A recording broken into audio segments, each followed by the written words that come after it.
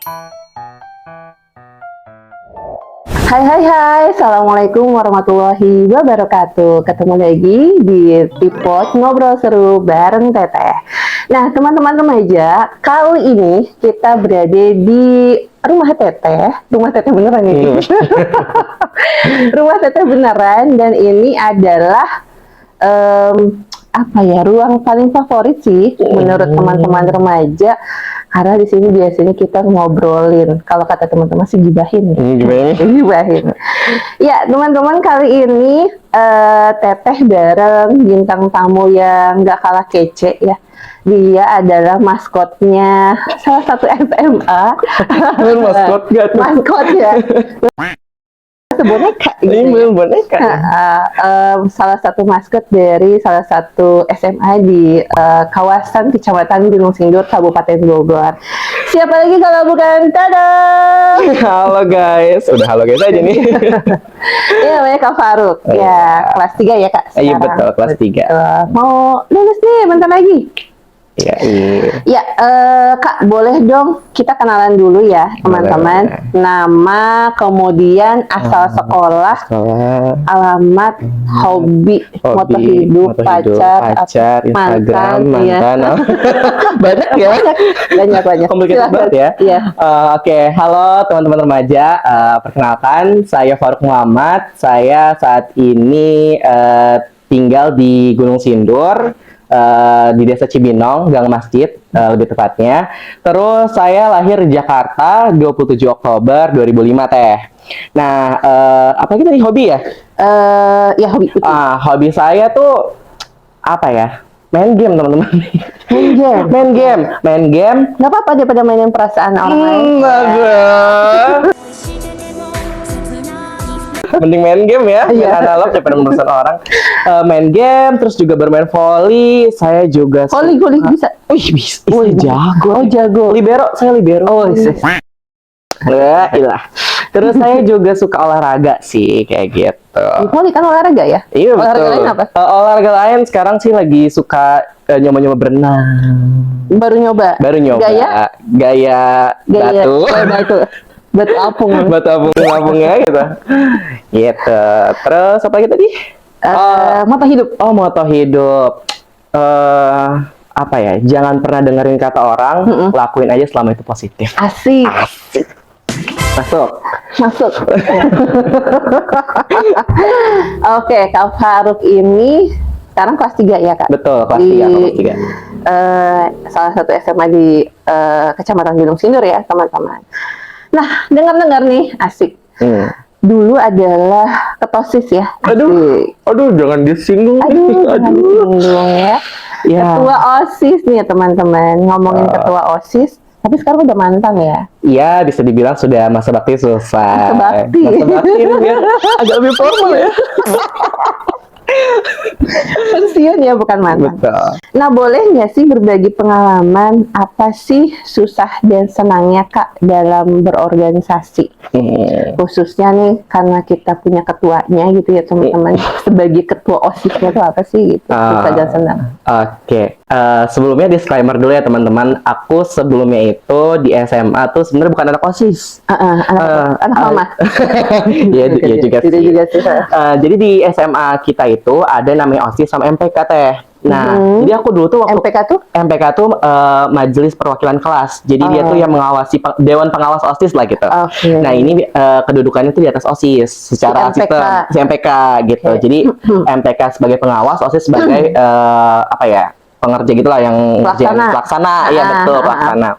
Nah, jadi dulu tuh aku masuk di SMA nyoba-nyoba organisasi nih, karena di SMP aku nggak pernah ikut. Dulu di SMP apa, Dok? Dulu SMP sama tetap OSIS, cuma aku nggak pernah ikut organisasi kayak gitu. Nah, aku nyoba kan SMA, ya nyoba explore kan hal-hal itu, dan selama itu positif, why not gitu kan. Aku masuk MPK di kelas 10. Nah, waktu itu tuh ada sedikit guncangan gitulah di organisasi. Guncangan gitu ya. Gitu ya. Sampai akhirnya aku kelas 11, dan di situ tuh khusus pas tahunan aku itu diperbolehkan tuh untuk dari organisasi lain mencalonkan sebagai ketua OSIS. Oh, tadinya dari MPK dulu. Jadi aku di MPK nih. Terus aku ngajak teman-temanku doang di MPK satu orang untuk jadi wakil atau aku jadi wakil lah gitu ya. Ternyata nggak ada teh. Itu struggle banget. Aku bingung mau nyari Nggak pada pasangan. mau sama kamu gitu? Kayaknya. Ketahuan banget. Jadi aku tapi dengan segala drama yang terjadi, ya pada akhirnya aku juga mendaftarkan diri sebagai calon ketua OSIS. Waktu itu wakilnya dari OSISnya langsung. Di situ benar-benar apa ya, struggle banget karena waktu itu tuh aku juga ada bukan acara sih, ada kepentingan lain. Jadi antara orasi sama kepentingan aku ini tuh bersamaan gitu.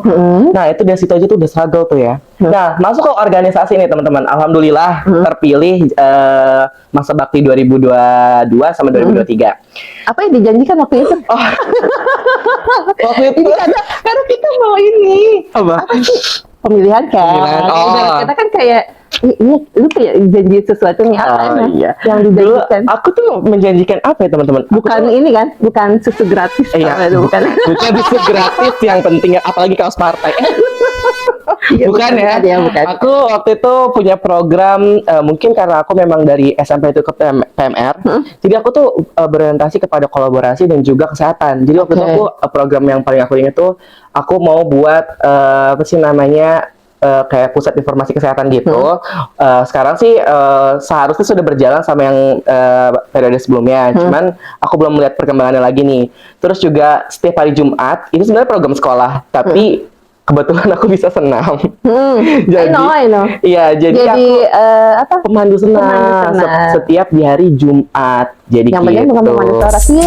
Yeay. Enggak dong ya. Sebenarnya nggak terlalu banyak sih program yang aku janjikan. Aku lebih ke kayak setiap pas aku masa periode aku ya, aku kayak berusaha untuk gimana caranya nih kan OSIS ini menaungi eskul ya. Eskul di sekolahku tuh ada 12 kalau nggak salah.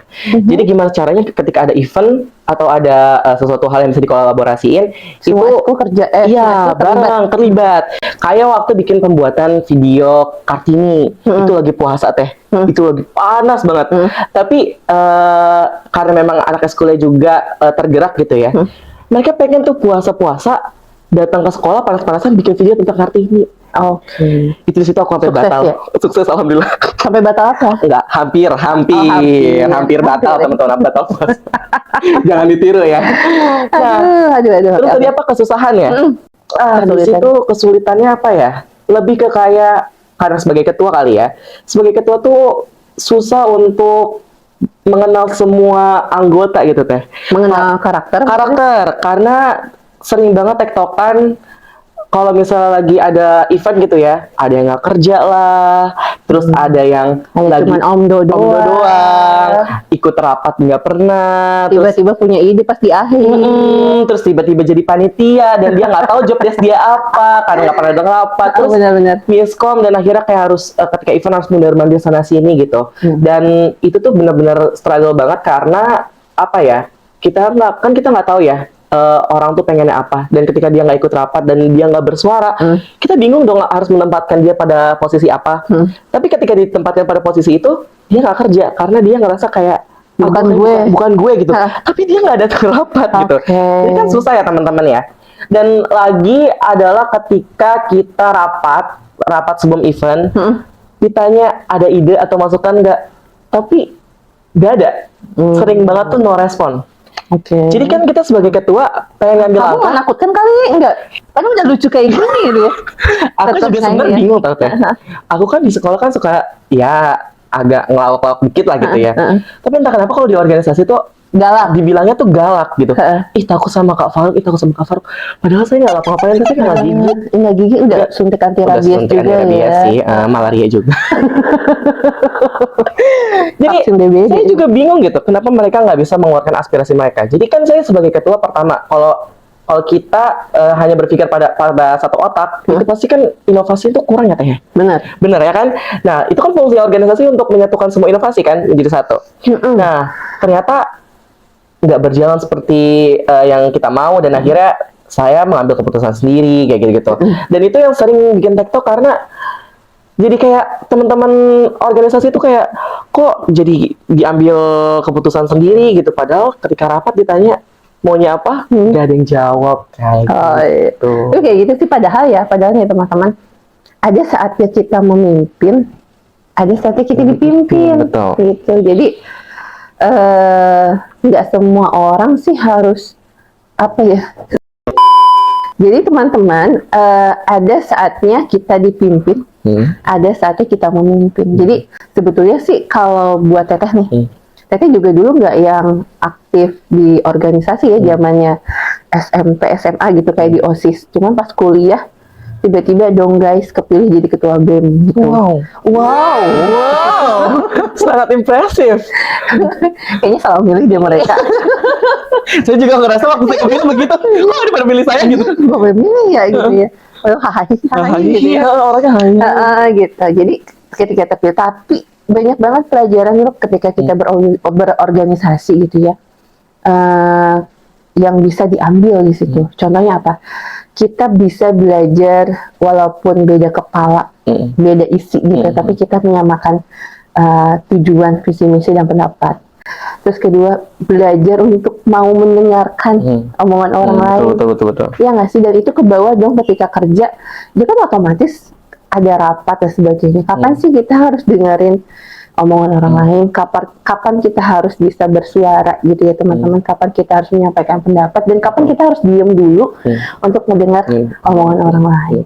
Ya, dan kapan kita harus mau disetir? Dalam artian disetir itu, ini loh, yuk kita ngerjain ini bareng-bareng demi organisasi, demi apa? Dan itu bakal kepake banget, gitu. Dan itu yang nggak dimiliki untuk mereka yang kayaknya pasif dalam organisasi. Betul. Karena memang gimana ya Teh? Aku tuh kadang kalau mikir ketika ngelihat di rapat terus pada pasif, aku seketika mikir, kenapa kalian waktu pas pembukaan ini ya rekrutmen kalian mau ngajuin jadi OSIS gitu? Padahal kalau kalian kayak gitu, kalian nggak ada bedanya sama siswa biasa gitu. Kalian nggak dapat apa-apa di organisasi kalau misalnya kalian nggak pernah tektokan di rapat gitu. Jadi kalau di rapat tuh kayak main aman gitu loh.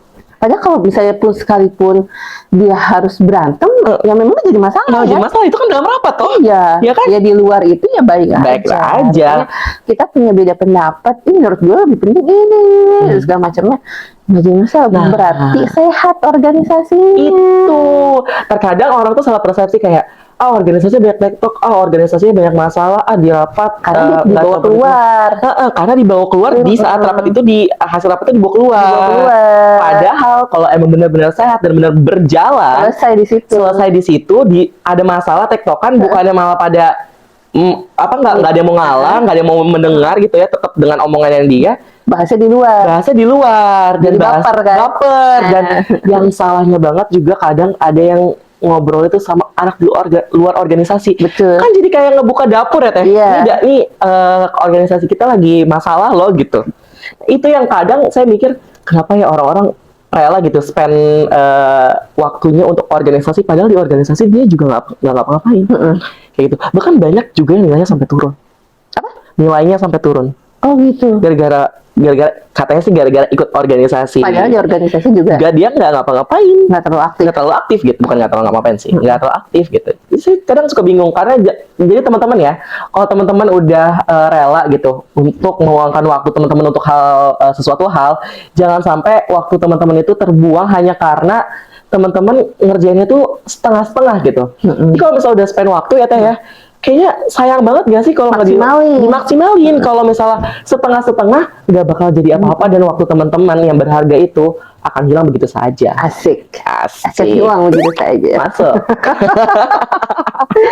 Oh berarti ini ya seru banget ya berpengalaman organisasi. Betul. Gitu ya. Itu penting banget sih. Dulu aku nggak pernah berpikir untuk organisasi itu sepenting itu enggak.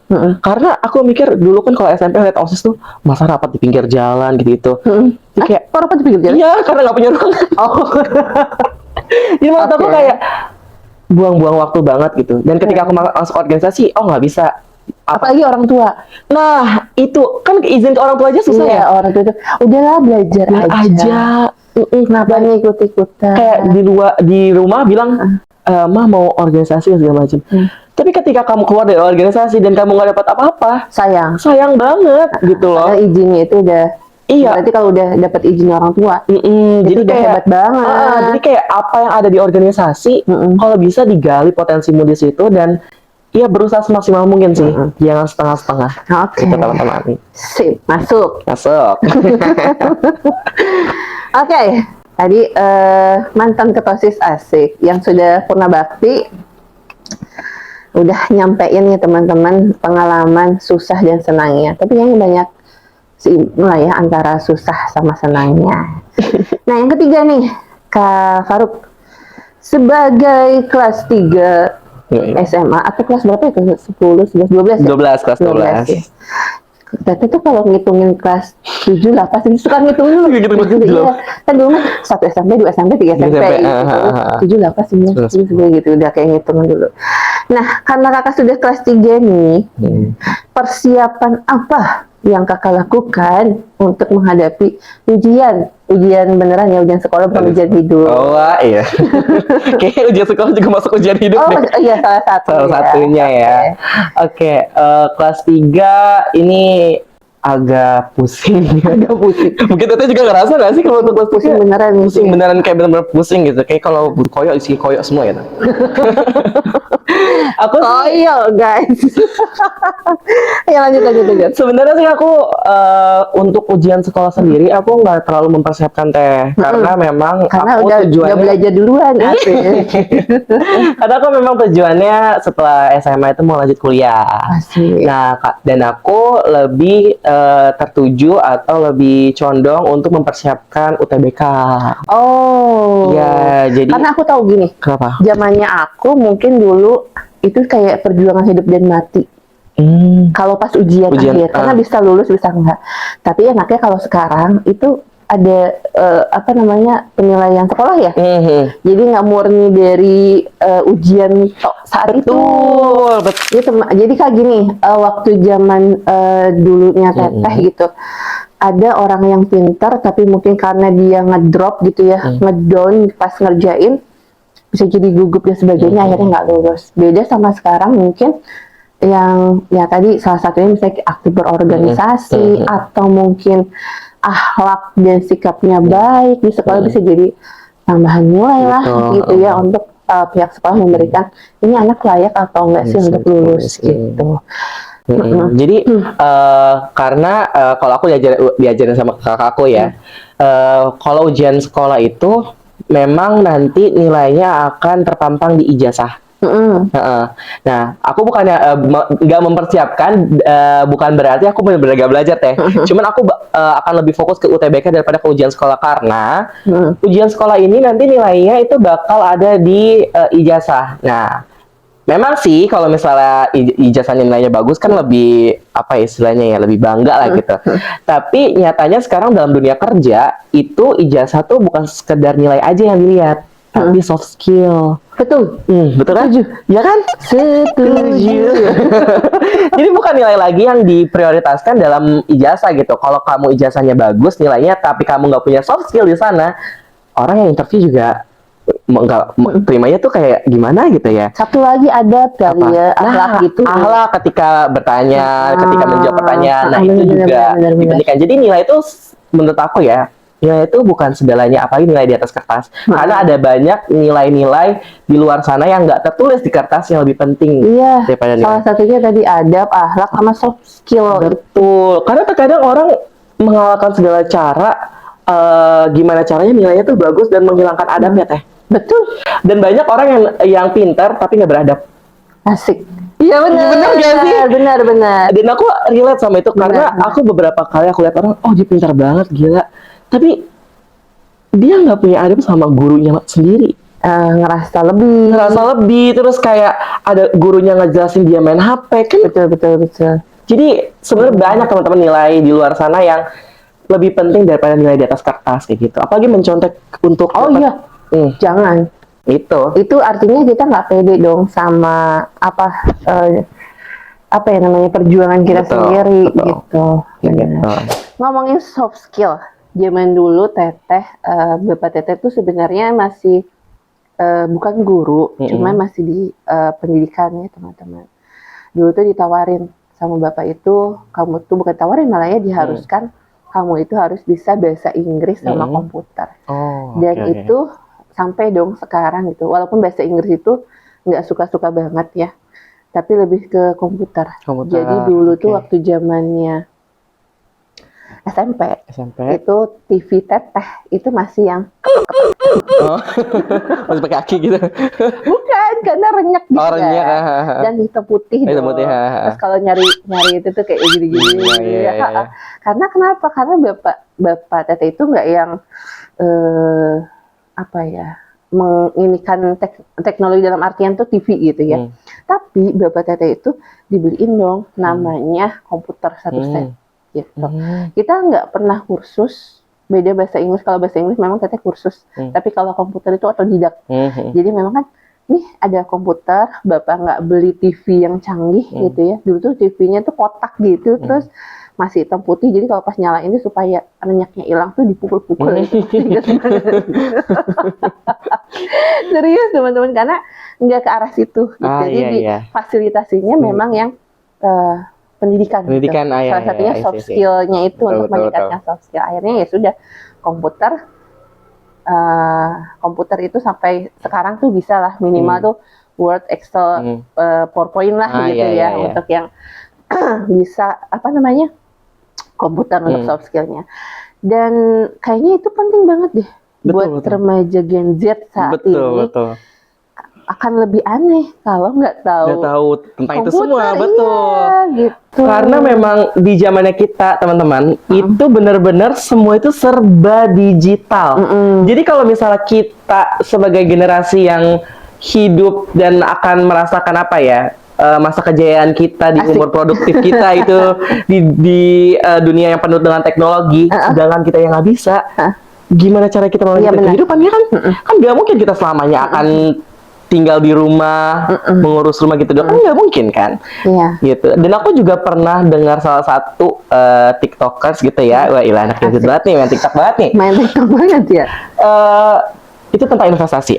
Dan beliau itu menyebutkan investasi yang paling penting dan paling pertama yang harus dimiliki oleh kita gitu ya. Sebelum investasi saham dan segala macamnya, kita tuh harus investasi ke diri kita sendiri. Dengan cara apa? Bisa dengan kursus. Kursus entah apapun. Teman-teman suka ngejahit, kursus ngejahit. Suka masak, kursus masak. Teman-teman suka komputer, kursus komputer. Karena apa ya? Itu adalah investasi yang paling apa ya? Paling benar dah gitu istilahnya. Paling berguna. Karena kalau teman-teman nih bayangin ya, teman-teman investasi saham. Oke lah teman-teman punya uang misal 2 juta, 3 juta. Investasi saham. Investasi saham dengan uang segitu, imbal baliknya tuh nggak kayak orang-orang yang udah investasi bermiliar-miliar gitu loh kan. Jadi lebih baik uang yang 2 juta, 3 juta itu teman-teman pakai untuk kursus. Dan ketika teman-teman udah punya skill, teman-teman mau ngapain aja itu enak. Karena sekarang gimana sih orang nyari kerja, terus nyari orang gitu ya buat kerja gitu ya.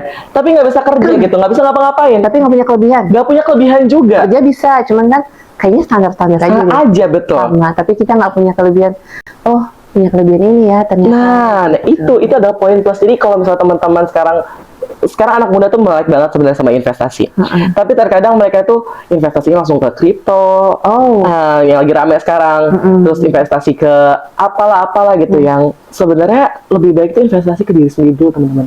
Tingkatin skill, tingkatin value biar teman-teman. Asik. Value, wah ya Allah nih ngomongin value hidup nih. Karena itu memang benar-benar penting. Iya benar. Benar. Nggak mungkin kan? Kita tuh harus ibarat kata ya, kita akan tidak mungkin kita bergantung sama orang tua terus. Betul. Nggak mungkin bergantung sama orang terdekat kita. Karena kehidupan kita pasti ke depannya juga akan berbeda ketika misalnya entah meninggal atau apa gitu ya. Jadi kita kan harus bisa bertahan hidup dengan skill kita. Betul. Nggak mungkin kita kasihan.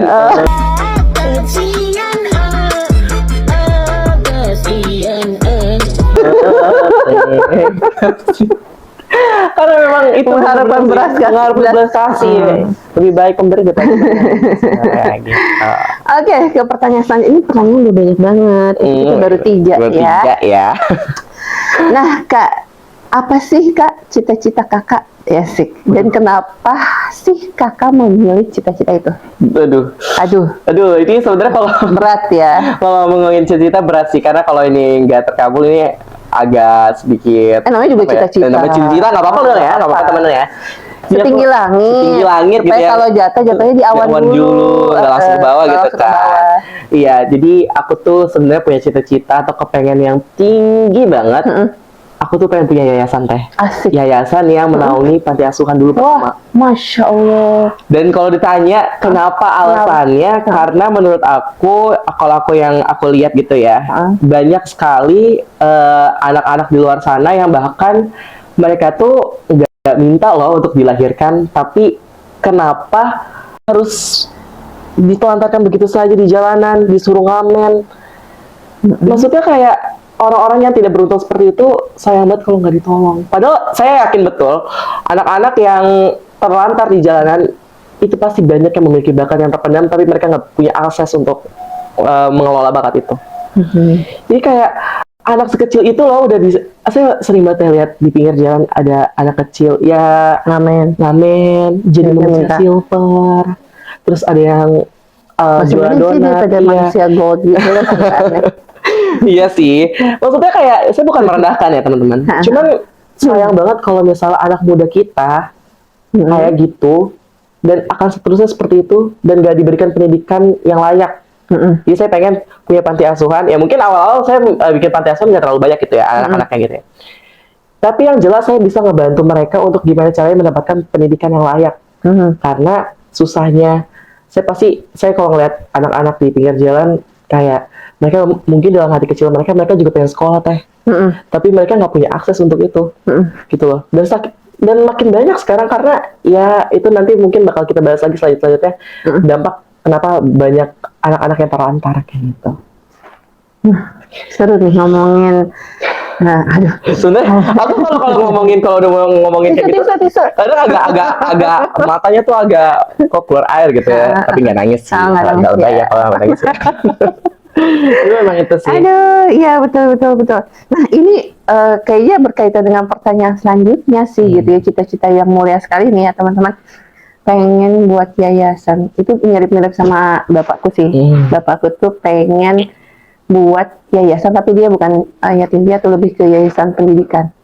Jadi pendidikannya itu yang sekolah ke situ gratis. Nah, aku jadi tuh dia tuh pengen punya panti, habis itu nanti punya sekolah. Nah, tapi sekolah itu untuk anak-anak pantiku dulu, kayak gitu. Iya benar-benar pengen ke situ sih, karena ayah tuh fokus di dunia pendidikan. Oh iya. Jadi lebih ke situ. Gak tahu ini anaknya kenapa jadi bidan. Kan tetap juga melaksanakan pendidikan gitu ya, kesehatan.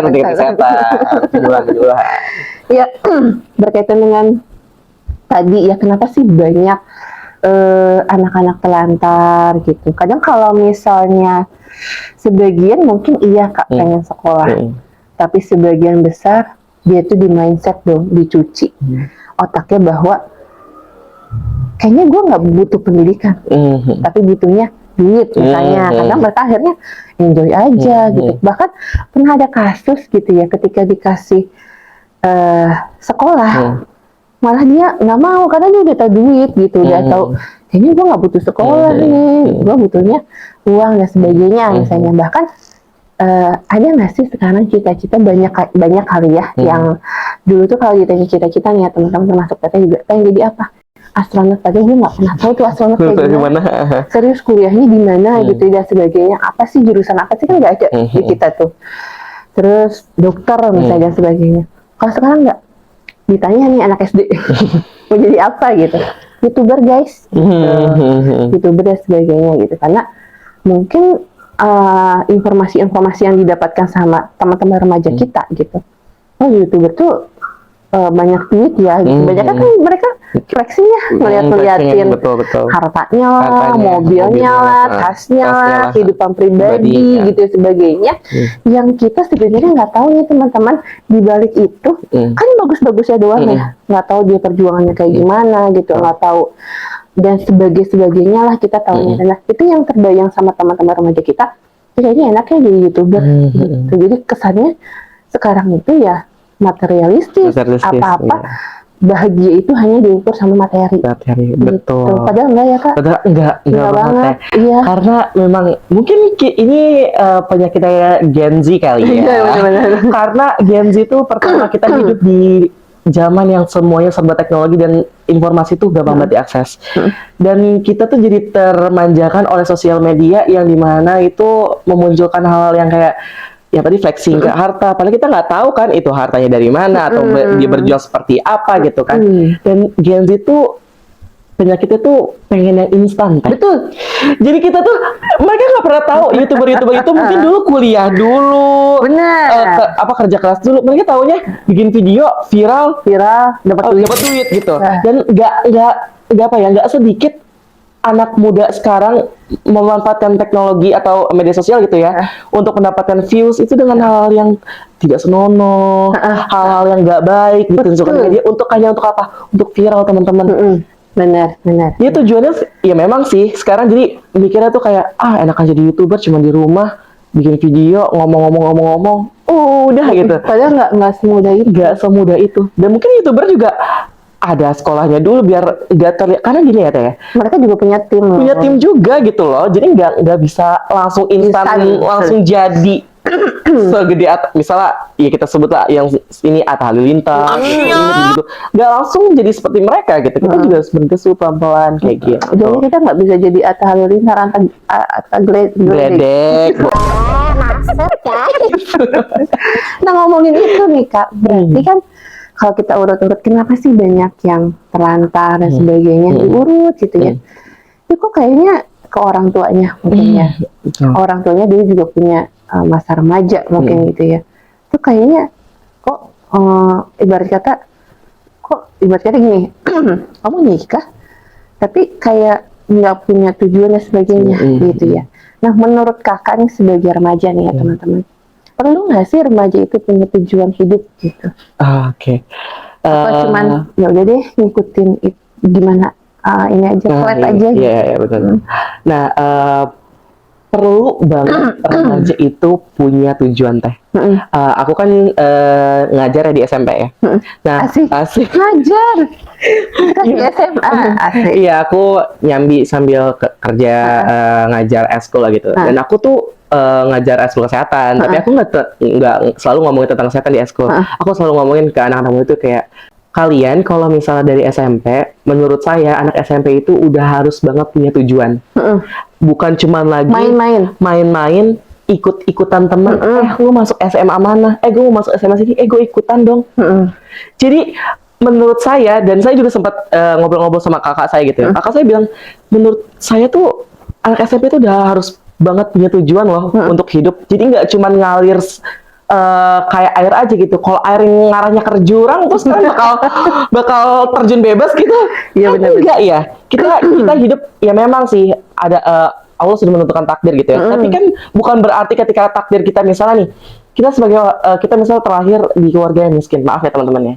Tapi bukan berarti kita tiba-tiba jadi kayak ya udahlah gue mah emang pasrah udah gue mah jadi orang miskin gitu, udahlah gue mah hidupnya ngalir, bentar juga gue paling jadi kuli jadi apa gitu. Aku bukan merendahkan ini kuli ya, cuman kadang kayak yang pasrah aja lah gitu, kayak yang udahlah emang gue mah miskin. Tapi padahal ya teman-teman ya, yang kayak gitu tuh itu adalah sesuatu hal yang bisa dirubah Kak. Iya benar, bisa banget. Yang aku pelajarin gitu ya, bahwa kalau dalam Islam itu ada dua lingkaran. Aduh jadi ada lingkaran yang menguasai kita, ada lingkaran yang kita kuasain. Artinya apa? Kalau lingkaran yang menguasai kita tuh nggak bisa merubah apa-apa. Contohnya apa? Warna kulit, betul.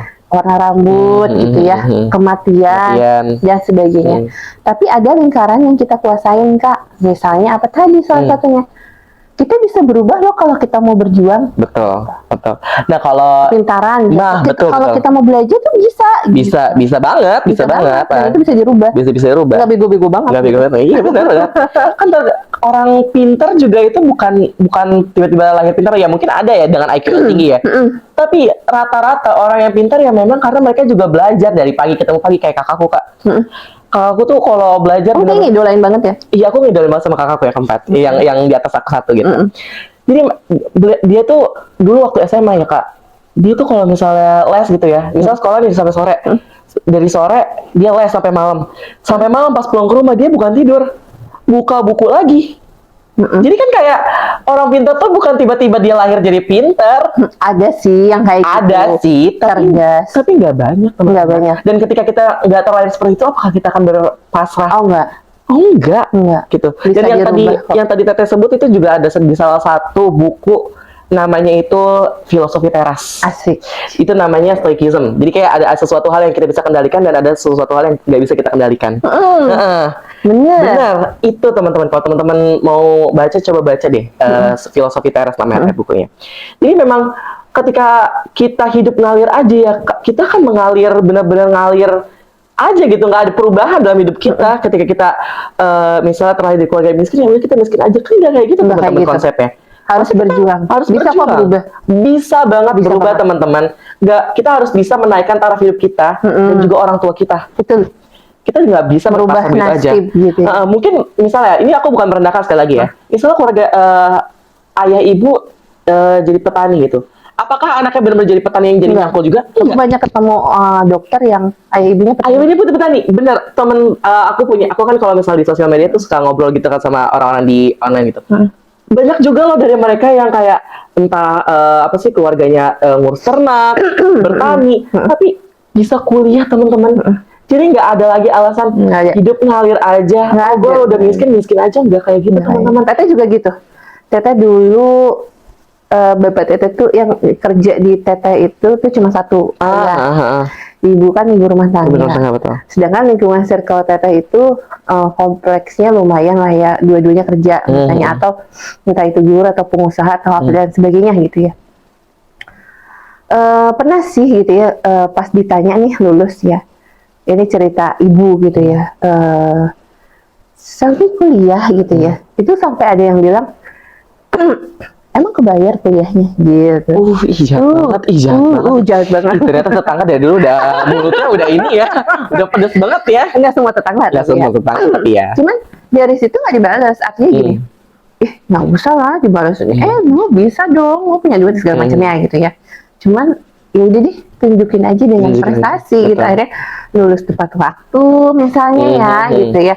Terus kita cari kerja dan sebagainya. Oh, nggak usah kita balas omongan lagi, tunjukin aja cukup bukti hasilnya. Hasil ya. Itu sih menurut Teteh, karena balas dendam terbaik itu kayak gitu.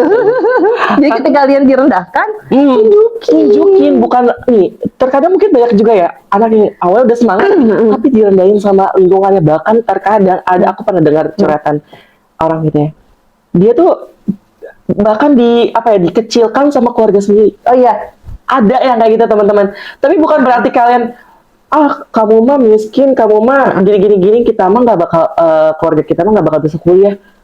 Terus kamu jadi benar-benar jadi masa kecil. Nggak kayak gitu teman-teman. Kita kalau misal keluarga kita nggak ada yang kuliah, kita harus bisa kuliah.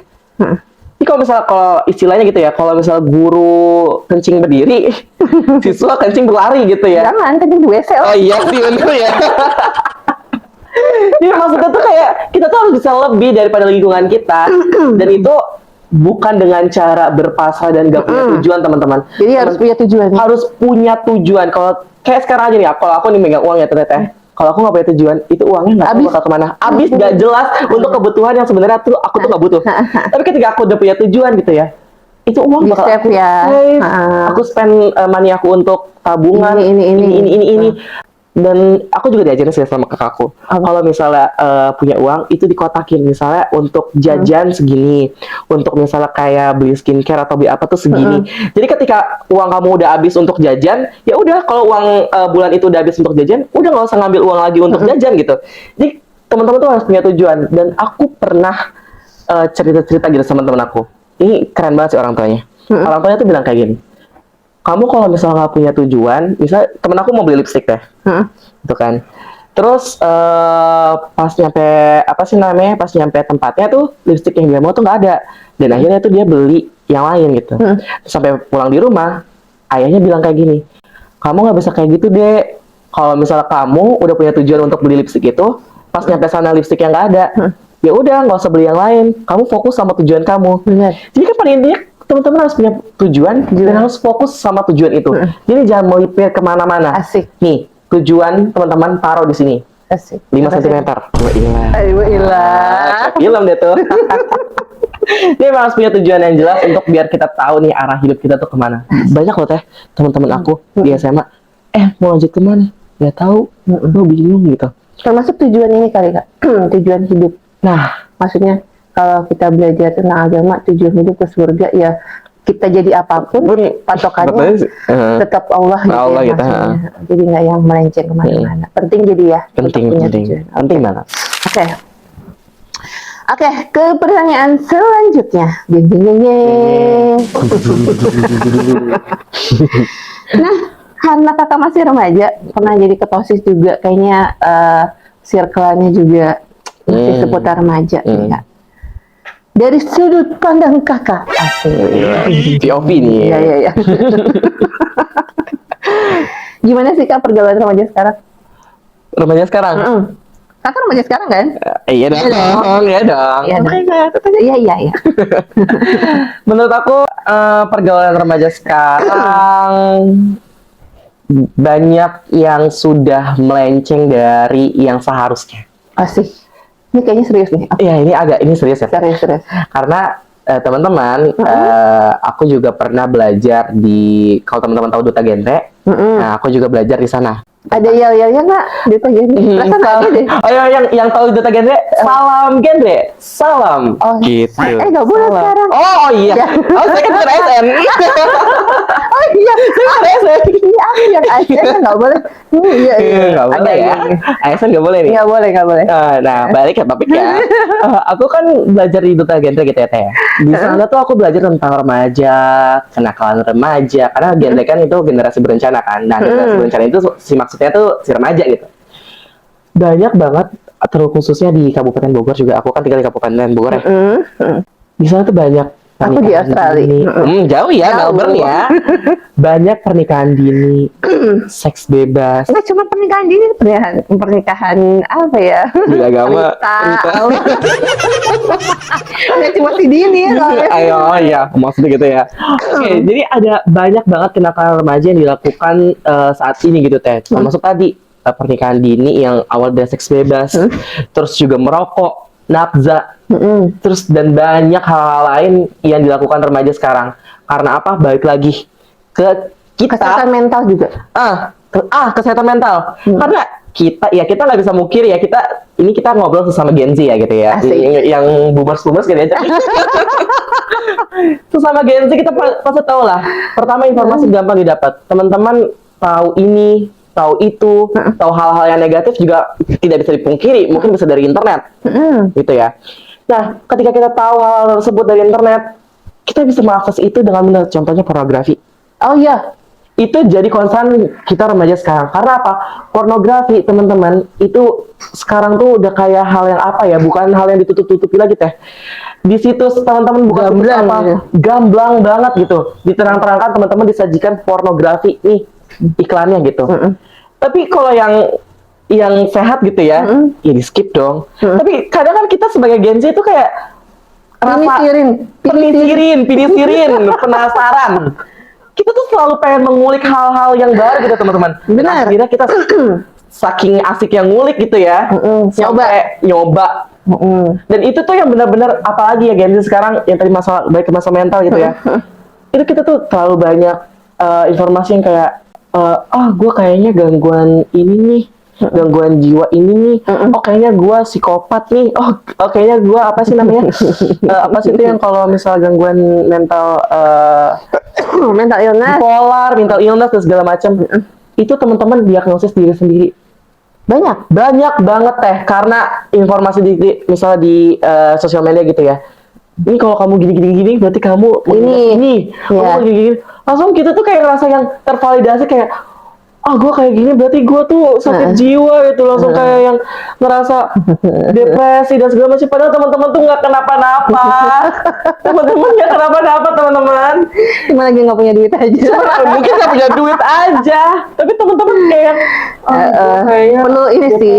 Benar, gejalanya memang ada nih teman-teman. Tapi jangan self diagnosis ya, maksudnya mendiagnosis diri sendiri betul. dari hasil googling gitu ya segala macamnya, karena butuh banyak ini gitu ya, pemeriksaan gitu betul. ya. Gitu. Dia pernah ada kasus juga nih, tapi bukan mental health, bukan terkait dengan mental gitu. Jadi kayak ada waktu itu tuh kayak bapak-bapak gitu ya ke puskesmas. Kenapa Pak gitu gatal-gatal? Saya kayaknya kena kanker kulit. Baik cuma gatal-gatal doang. Siapa tuh dia alergi. Alergi gitu ya.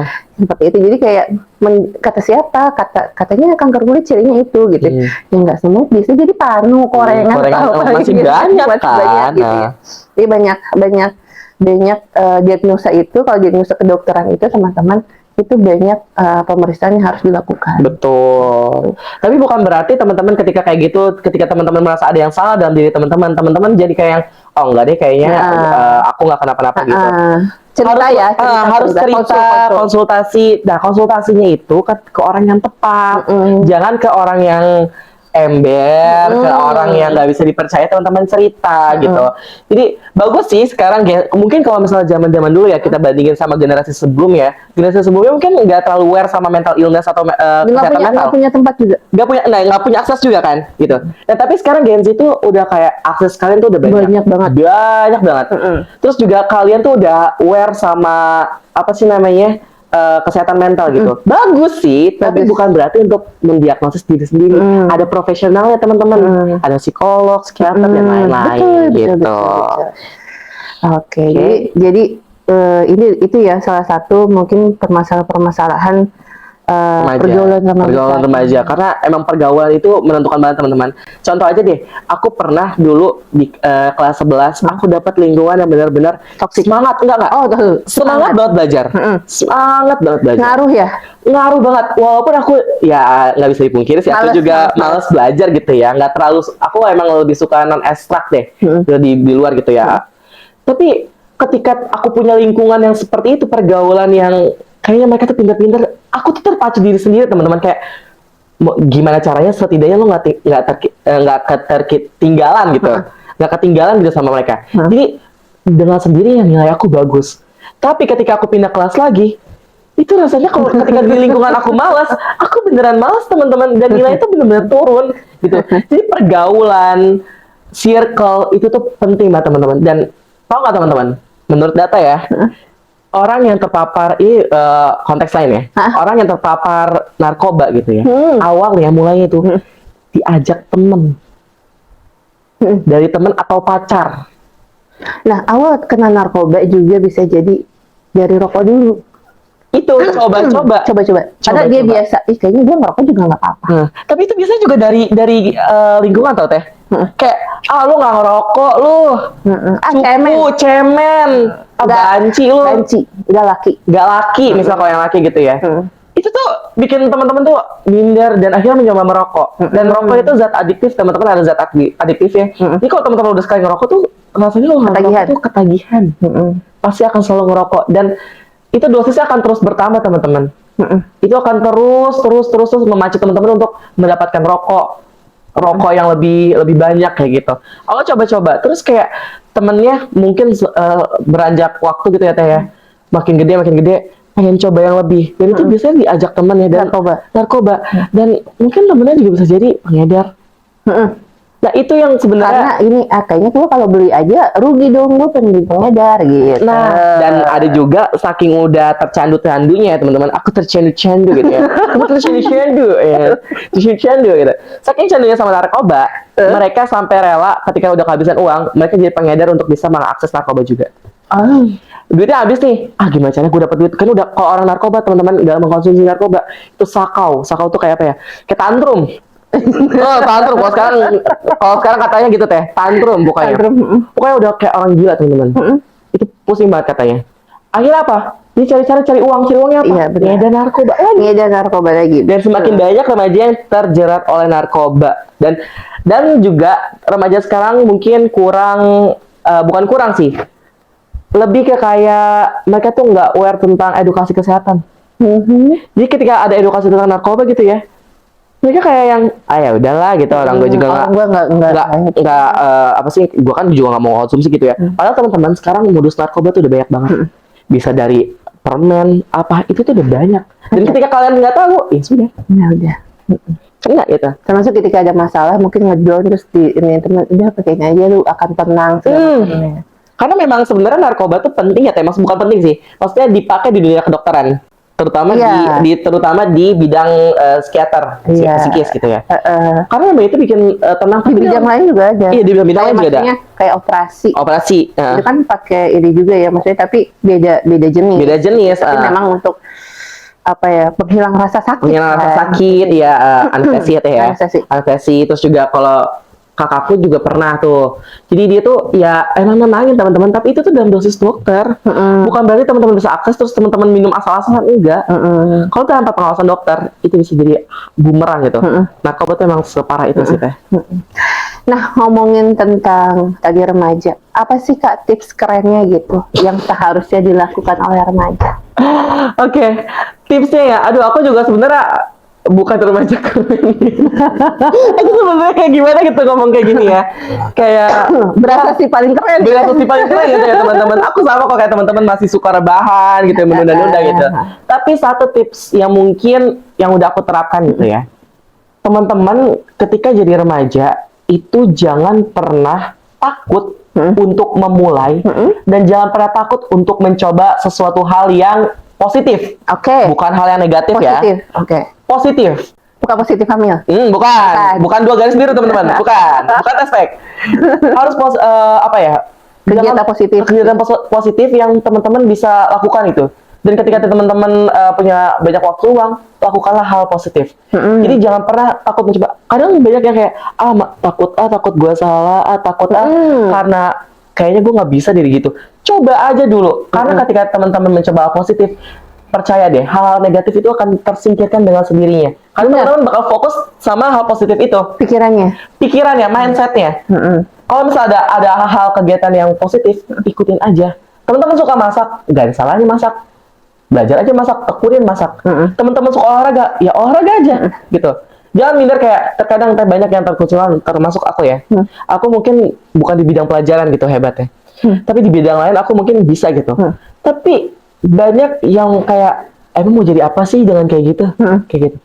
Kamu jadi kayak gitu tuh kamu nggak bakal sukses. Sekarang banyak kok. Tidak. Kesuksesan orang tidak bisa dilihat. Tidak suketi. Ya, jadi banyak orang di luar sana jadi penyanyi, pesen sate, iya, 40. Suketi dibawa-bawa dia teman-teman. Banyak gitu ya, istilahnya kalau peribahasa tuh banyak jalan menuju Roma, teman-teman. Jadi kayak banyak banget cara untuk menjadi sukses. Jadi nggak cuman jadi insinyur doang, nggak cuman jadi dokter doang yang sukses, pengusaha, olahragawan, apapun itu yang teman-teman suka dan selama itu positif, lakukan saja. Jadi kayak gitu tipsnya. Asik. Jadi jangan takut untuk mencoba sesuatu hal yang baru dan positif. Penutup nih, masih kita penutup aja nanti ya. Apa ya kata terakhir? Oh, nauzubillah min dzalik. Astagfirullahaladzim, Teh, aku abis ini, besok aku masih sekolah, Teh, upacara. Iya, oke, jangan. Pesan-pesan gitu untuk remaja. Apa? Bebek goreng 1, mie ayam, gacoan. Nggak boleh nyebut sponsor. Iya, nggak dibayar. Udang keju. Oke, pesan ya. Pesan untuk para remaja, teman-teman, kita ini Gen Z, kita ini anak-anak hebat. Enggak ya. Kita ini Gen Z, kita ini hebat. Ya mungkin kita sering dikatain generasi strawberry, tapi memang terkadang setiap generasi kan strawberry-nya harus bagus. Strawberry harus bagus, bukan bagus di luar aja, tapi bagus di dalam juga, teman-teman. Memang kita tuh pengen selalu yang instan, tapi percaya deh teman-teman, walaupun kita pengen yang instan, kita harus menahan ego kita, teman-teman. Tapi bukan berarti kita bermalas-malasan. Gimana caranya yang instan itu kita kejar secepat mungkin biar dapat gitu. Tapi dengan usaha tentunya. Instannya komplit. Isinya gitu ya. Isinya bukan mie instan doang gitu. Harus ada telurnya, sayurnya, semuanya harus dilengkapi, teman-teman. Jadi kita tuh sebagai Gen Z harus sering-sering belajar karena teman-teman sekarang tuh dikit lagi tuh bakal pasar bebas ASEAN tuh bakal dibuka gitu. Asik. Ngomongin pasar bebas ASEAN. Iya, iya. Kalau kita lihat nih, ini mungkin Tapi remaja-remaja. udah loh. Iya, bahkan udah mulai kan? Udah. mulai kan? Jadi teman-teman pasar bebas ASEAN tuh kayak kita tuh orang luar tenaga asing itu Betul. bisa masuk ke Indonesia dan cari kerja. Udah mulai. Udah mulai Di kesehatan sekarang. juga bahkan. Iya kan? Dan kalau kita sebagai remaja, apalagi kita Indonesia, punya soft skill. nggak punya soft skill gitu ya, nggak bisa apa-apa, kita bakal terasingkan atau bakal tergeser sama tenaga asing teman-teman.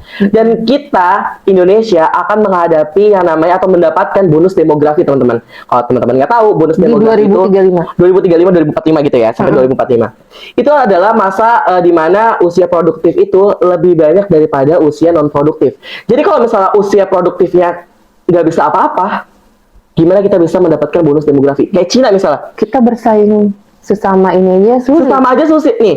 Saya sama teman saya aja gitu ya, sesama satu kampung gitu ya.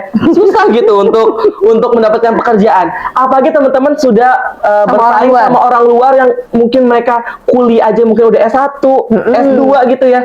Teman-teman yang kita nggak bisa apa-apa, kita mau kerja di mana? Kita pada akhirnya kita akan tersingkirkan dan akan jadi beban masyarakat dan akan menjadi sampah masyarakat. Aduh, jangan sampai Jangan sampai ya. Ini concern banget untuk remaja karena memang sepenting itu dan seserem itu guys. Dunia itu nggak baik-baik saja gitu. Asik. Jadi bukan saatnya lagi kita untuk rebahan, scroll TikTok, melihat kekayaan orang lain dan hanya meratapi. Kalau ngeliat dia di TikTok gitu ya meratapi kayak, ih kok dia kaya banget gitu. Tapi kalau kamu lihat dia kaya, itu jadi motivasi. Oh, dia aja bisa, kenapa saya enggak? Gitu loh. Jadi bukan kayak dia mah kaya, udahlah gue mau jadi miskin gitu. Enggak. Emang senang sih kadang jadi hiburan juga melihat kekayaan orang di TikTok tuh ya. Kayak gitu teman-teman. Jadi jangan bermaksud lagi, bangun dari tempat tidurmu dan coba sekarang cari. Rapiin dulu tempat tidurnya. Ayo rapiin dulu. Rapiin tempat tidurnya dan cari soft skill dan kemampuan yang kamu bisa di luar sana dan explore itu dan sedalam-dalamnya. Wah. Biar kamu jadi profesional di bidang itu. Luar biasa. Luar biasa. Ini seberapa jam ya? Banyak banget. Iya nih, nggak kerasa gitu. Kalau ngobrol tentang remaja itu emang asik banget. Asik gitu, banget. Benar. Apa yang ngobrol di sini? Di rumah teteh. Iya, di rumah teteh official. Jangan lupa di follow di bawah sini. Iklan banget. Iklan banget ya. Baik sih, Kak Faruk, Masya Allah luar biasa banget ya. Ternyata sampai ke pasar ASEAN juga yang diungkapkan. Karena emang remaja harus tahu tentang itu teh. Benar banget. Harus tahu perpolitikan. Harus tahu informasi kekinian. Betul. Harus tahu, jangan kudet lah ya. Kudet, jangan apatis istilahnya.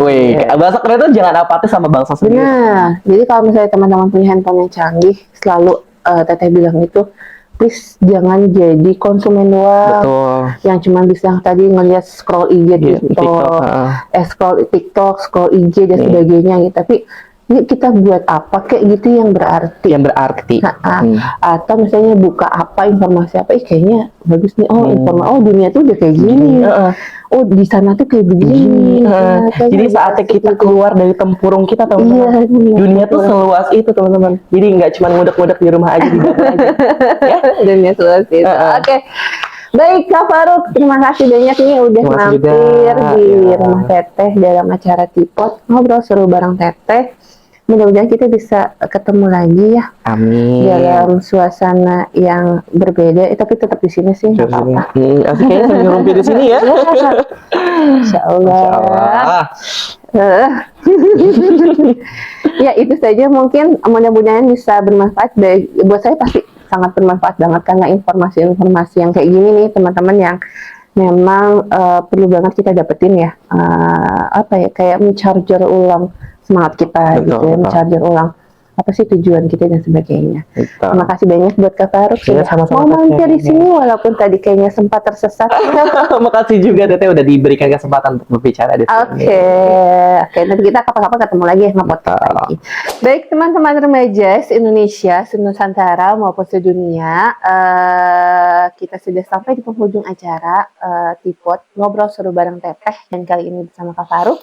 Terima kasih banyak sudah hadir. Sekali lagi kita ketemu lagi di Tipot episode selanjutnya, ngobrol seru bareng Teteh. Assalamualaikum warahmatullahi wabarakatuh. Bye.